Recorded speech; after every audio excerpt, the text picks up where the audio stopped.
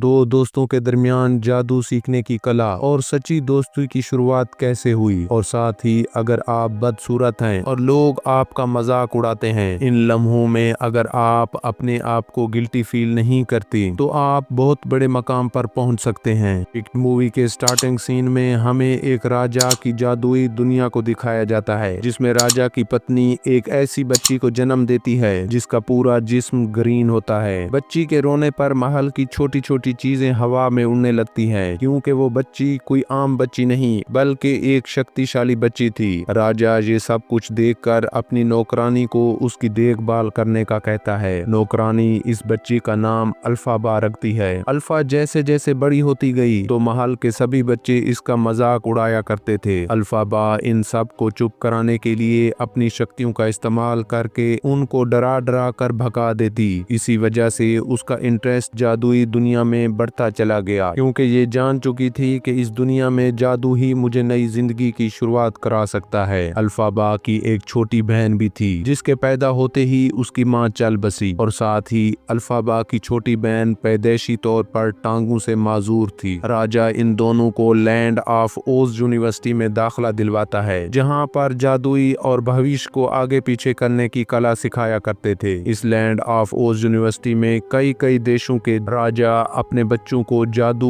और भविष्य की ट्रेवलिंग करने की कला सिखाने के लिए एडमिशन दिलवाया करते थे। अल्फाबा जैसे ही इस यूनिवर्सिटी में अपने डैड और अपनी बहन के साथ इंटर हुई तो सभी यूनिवर्सिटी के बच्चे अल्फाबा को देखकर डर जाते हैं और इससे दूर दूर होने लगते हैं। राजा अपनी बेटी नसरोज को गिफ्ट देता है। इससे साफ ज़ाहिर था कि राजा अल्फाबा से ज्यादा नसरोज से प्यार करता है। खैर, सभी स्टूडेंट को स्टेज की तरफ बुलाया जाता है, जहाँ इस यूनिवर्सिटी की मैडम मोरिबल सभी स्टूडेंट्स को लैंड ऑफ ओज यूनिवर्सिटी में खुशामदीद करती है। फिर इनको यूनिवर्सिटी के असूल के बारे में बताती है और साथ ही अपने अपने रूम्स का नंबर भी देती है। इसी दौरान अल्फाबा की बहन नसरोज से एक टीचर बदतमीजी करने लगती है, जिसके कारण अल्फाबा को गुस्सा आ जाता है और फिर अपनी शक्तियों का इस्तेमाल करके यूनिवर्सिटी के सभी बच्चों और अपनी बहन को ऊपर उठा लेती है। मैडम मोरिबल इसकी शक्तियां देखकर अल्फाबा से बहुत प्रभावित होती है और उसे अपनी यूनिवर्सिटी की टॉप लिस्ट स्टूडेंट में शामिल करने की ऑफर करती है और साथ ही उसे अपनी यूनिवर्सिटी की हेड जादूगर से मिलवाने का भी कहती है, जिस पर अल्फाबा खुशी से अपने रूम में आ जाती है, जहां पर अल्फाबा की मुलाकात अपनी रूममेट गलेंडा से होती है। गलेंडा अल्फाबा से सुबह होने वाले मैजिक के बारे में पूछती है, जिस पर अल्फाबा उसे कोई जवाब नहीं देती और साथ ही अपनी जगह से उसकी चीजों को हटाने लगती है। गलेंडा जैसे ही उसे रोकने की कोशिश करती है तो उसी वक्त अल्फाबा को गुस्सा आ जाता है और फिर से अपनी शक्तियों को इस्तेमाल करके साथ लगी खिड़कियों के कांच तोड़ देती है, जिस पर गलेंडा समझ जाती है कि ये मुझसे बहुत ज्यादा ताकतवर है, इससे दूरी बनाकर रहना ही मेरे लिए बेहतर होगा। अगले दिन क्लास में गलेंडा और उसके दोस्त अपने प्रोफेसर से लेक्चर ले रहे होते हैं कि प्रोफेसर उन्हें बताता है कि पिछले प्रोफेसर हमारे जादूगर नहीं थे, बल्कि वो हमारे जैसे ही जानवर थे जो इस लैंड ऑफ ओज यूनिवर्सिटी को चलाया करते हैं। वक्त के साथ साथ इंसानों ने अपने भूख मिटाने के लिए उनको मार कर खाने लगे, जिससे जानवर इस धरती पर कम हो गए। खैर, क्लास खत्म होते ही अल्फाबा मैडम मोरिबल के पास आकर उसे बताती है कि मेरे रूममेट गलीटा ही एक अच्छी लड़की है। मैं चाहती हूँ कि आप जादूगर से गुजारिश करें कि इसके साथ ही मुझे अपने पास बुलाएं। तो मैडम मोरिबल अल्फाबा की बात मानकर गलीटा को एक छड़ी देती है, जिससे वह दोनों एक दूसरे के साथ जादुई तरीके से कनेक्ट होने के लिए प्रैक्टिस करते हैं। इस तरह गलीटा और अल्फाबा के दरमियान दोस्ती हो जाती है और बाकी स्टूडेंट्स भी अल्फाबा से अब अच्छा बर्ताव करने लगते हैं। इस तरह अल्फाबा भी काफी खुश हो जाती है। अल्फाबा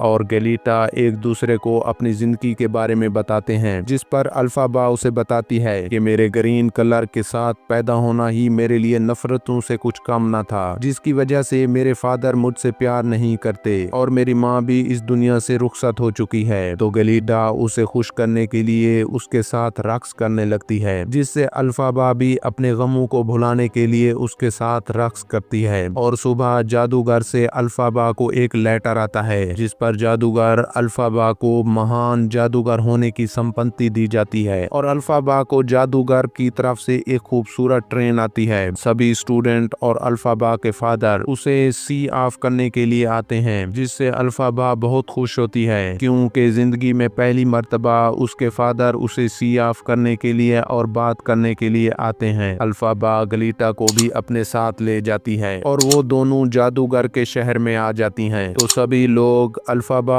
और गलीटा को रक्स के साथ इस्तकबाल करते हैं, जिससे अल्फाबा और गलीटा भी इनके साथ मिलकर रक्स करने लगती हैं। रक्स खत्म होने के बाद अल्फाबा और गलीटा को वहां से सिक्योरिटी गार्ड जादूगर के पास जाने के लिए इन दोनों को एक बंदर के पास छोड़कर चला जाता है। तो बंदर अल्फाबा और गलीटा को एक रूम में बंद कर देता है और वो दोनों डरते हुए जैसे थोड़ा आगे बढ़ी तो दीवार से एक बड़ा सा सर बाहर निकलता है, जिसे देखकर अल्फाबा और गलीटा दोनों डर जाती हैं। तो वो बड़ा सा सर उनसे पूछता है कि तुम कौन? तो अल्फाबा उसे जादूगर की तरफ से आने वाला लेटर दिखाती है। तो जादूगर खुद ही उस दीवार से बाहर आ जाता है और अल्फाबा को खुशमदीद कहता है। अल्फाबा और गलीटा को जादूगर जादू से अपनी छोटी सी दुनिया में ले जाता है कि तभी वहाँ मैडम मोरिबल भी आ जाती है। तो जादूगर और मैडम मोरिबल अल्फाबा को एक ऐसी बुक देते हैं जिस पर सभी जादूगर के मंत्र लिखे हुए होते हैं। अल्फाबा जब अपनी शक्तियों से इन मंत्र को पढ़ती है तो बाहर खड़े सभी बंदर एक पक्षी की माने तब्दील होने लगते हैं। फिर आहिस्ता आहिस्ता बंदरों के जिस्म से पर निकलने लगते हैं। परों के निकलने से बंदर को काफी तकलीफ होती है, लेकिन इस तकलीफ के बाद वो उड़ने के काबिल हो जाते हैं। अल्फाबा इन चीजों को देखकर चौंक कर जादूगर से पूछती है कि आपने ही पिछले जानवरों के साथ ऐसा सलूक करके उन्हें बेदर्दी से मरा दिया था? जिस पर जादूगर कोई जवाब नहीं देता। फिर अल्फाबा उन्हें झूठा कहते हुए वो जादू वाली बुक लेकर गलीटा के साथ वहां से बाहर चली जाती है, जिस पर मैडम मोरिबल अल्फाबा को गद्दार और चुड़ैल कहते हुए पूरे घरे में ऐलान करा देती है कि वो हमारी जादुई बुक चुरा कर ले गई है। दूसरी तरफ अल्फाबा और गलीटा खुद को छुपाते हुए एक रूम में चली जाती हैं और सिपाही भी उसका पीछा करते हुए उस कमरे तक पहुंच जाते हैं, जिससे अल्फाबा अपनी शक्तियों पर भरोसा करके मंत्र पढ़ने लगती है, जिससे उसे एक छड़ी मिलती है और वो उस छड़ी के साथ खुद को उस जादुई बुक को साथ लेकर कहीं दूर चली जाती है, मगर अपनी दोस्त को वहीं छोड़ देती है। अल्फाबा का यहाँ से जादुई बुक लेकर दूर जाना असल में उसकी जिंदगी का ये मकसद नहीं था। वो तो खुद यहाँ जादू सीखना चाहती थी, मगर यहाँ पर होने वाले जानवर पर जुल्म और सितम देखकर उनकी जिंदगी बचाने के लिए बुक के साथ खुद को भी कहीं दूर ले जाती है ताकि दोबारा इन जानवरों पर कोई प्रयोग ना कर सके। फिर मैडम मोरिबल इस कमरे में आ जाती है जहाँ पर ये दोनों छुपी हुई थी। मैडम मोरिबल गलीटा को कहती है, अगर तुम हमारे बताए हुए कानून के मुताबिक काम करोगी तो मैं तुम्हें यहाँ की परी घोषित कर दूंगी। फिर गलीटा